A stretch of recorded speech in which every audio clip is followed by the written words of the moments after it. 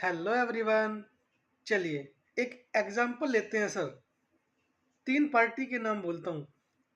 पहली पार्टी है sir Mayank, second party है योगेश और थर्ड पार्टी है सर पारुल। मयंक और पारुल दोनों आपस में फ्रेंड हैं। योगेश और मयंक आपस में क्या सर अनरिलेटेड हैं, मतलब एक दूसरे को नहीं जानते ये लोग। मयंक की सर अपनी एक दुकान है, शॉप है, वो इलेक्ट्रॉनिक्स गुड्स सेल करता है। अब मिस्टर योगेश मयंक की शॉप पर आया और उसने मिस्टर मयंक से एक एयर कंडीशनर परचेज किया जिसकी वैल्यू 50,000 रुपये है। सर मयंक ने 50,000 रुपये का एसी सेल किया टू मिस्टर योगेश, जो कि क्या है अनरिलेटेड पार्टी है, और 18% उस पर जीएसटी पे करना है। तो मयंक ने जो एसी सेल किया योगेश को 50,000 रुपये प्लस 18% जीएसटी पे सेल किया है। ठीक है सर। सर इसमें मुश्किल क्या है सर, अब आता है ट्विस्ट। सर मिस्टर मयंक ने पारुल अपनी दोस्त से कुछ पैसे उधार लिए हुए थे। लेट सपोज 10,000 रुपये उधार लिए हुए थे।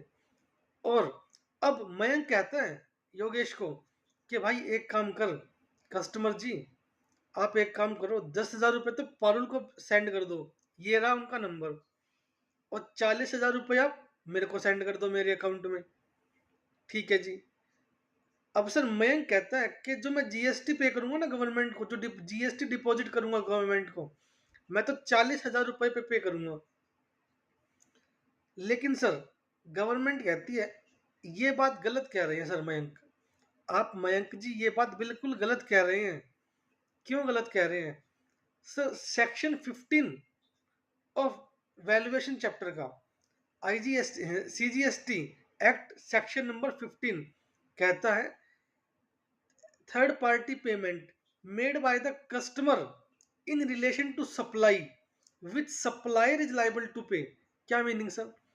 सर अगर कोई ऐसी पेमेंट जिसकी लाइबिलिटी सप्लायर की थी और पे की है कस्टमर ने सप्लायर के बिहाफ पे, वो इंक्लूड की जाएगी प्राइस के अंदर, अगर ऑलरेडी इंक्लूडेड नहीं है। क्या मतलब सर? सर सीधी सिंपल सी बात ये है, 40,000 रुपये पे जीएसटी पे नहीं होगा, पूरे 50,000 रुपये पे जीएसटी पे होगा। जो पेमेंट योगेश जी ने पारुल को की है वो इंक्लूड होगा इनटू द प्राइस। तो टोटल योगेश ने कितने पैसे पे किए? 40 प्लस 10,000, 50,000 रुपये plus GST. Okay, thank you.